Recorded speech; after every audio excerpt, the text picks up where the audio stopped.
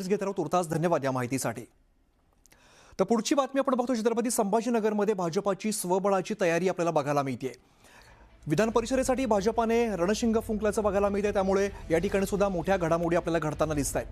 छत्रपती संभाजीनगरमध्ये महायुतीत मिठाचा खडा पडलाय का असं सुद्धा सध्या बोललं जात आहे. विधान परिषदेसाठी भाजपाची मोर्चे बांधणी मोठ्या प्रमाणात बघायला मिळते. छत्रपती संभाजीनगरमध्ये भाजपाची स्वबळाची तयारी आहे. विधान परिषदेसाठी भाजपाने रणशिंग फुंकल्याचं बघायला मिळत आहे.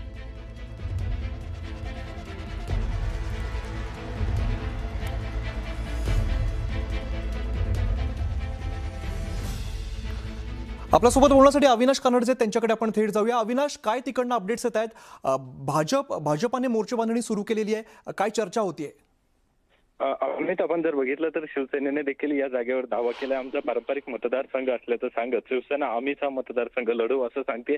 मात्र दुसरीकडे भाजपामध्ये इच्छुकांची संख्या मोठी आहे आणि त्यामुळे भाजपाची फिल्डिंग आपल्याला या जागेसाठी पाहायला मिळते. विशेष म्हणजे आज किशोर शितोळे जे आहे, किशोर शितोळे यांनी पत्रकार परिषद घेतली. ते भाजपाचे शहर अध्यक्ष आहेत आणि यावेळी त्यांनी असं सांगितलंय की ही जागा मित्रपक्ष याच्यावर कसा दावा करू शकतो. खरं तर आम्ही आश्चर्यचकित आहोत की मित्रपक्षाने दावा केलाय, कारण त्यांच्यापेक्षा संख्या आमची जास्त आहे. आणि जर आकडेवारी आपण बघितली तर भाजपकडे 221 आहेत तर शिवसेनेकडे 127, म्हणजे भाजपच्या फक्त निम्मी संख्या ही शिवसेनेकडे आहे. त्यामुळे हा मतदारसंघ आमचाच आहे, आम्हीच पूर्ण ताकदीने लढवू असं भाजप सांगतंय, वारंवार सांगतंय.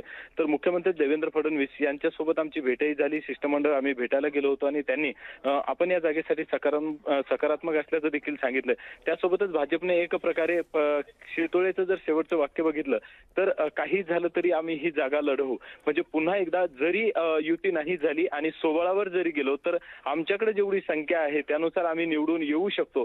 म्हणजे जर युती नाही झाली तरी शिवसेनेने जरी आपला उमेदवार दिला तरी भाजप उभा राहील असे चिन्ह या ठिकाणी दिसतात. आणि पुन्हा एकदा जिल्हा परिषद असेल, महानगरपालिका असेल, त्याचप्रमाणे यामध्ये पण विधान परिषदेमध्ये सुद्धा आता युतीमध्ये कुस्ती आणि बरोबर. त्यामुळे काय घडामोडी घडतात हे पाहणं महत्त्वाचं असेल. धन्यवाद या सगळ्या सविस्तर माहितीसाठी.